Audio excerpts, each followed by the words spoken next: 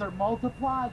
I also want to talk about something that Omar brought up at the very beginning, which is Mahmoud Khalil.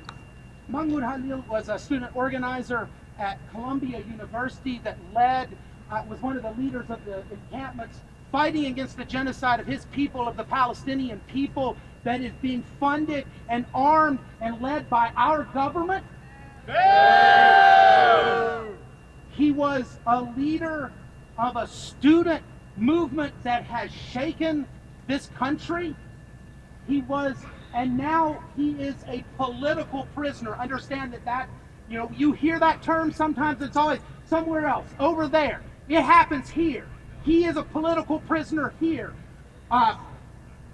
Leonard Peltier, who was the longest serving political prisoner in the United States, was just released after fighting for his people, for the American Indian movement. He spent 50 years imprisoned because of his struggle. Russell McGee was released just to be allowed to go home and die after spending almost his entire life, from age 16 to 83, behind bars. George Jackson died behind prison bars. Assata Shakur can't come home. They do this because they're afraid of us. They're afraid of organization. They're afraid of your voices. And they're afraid of students. The student movement has accomplished incredible things in this country.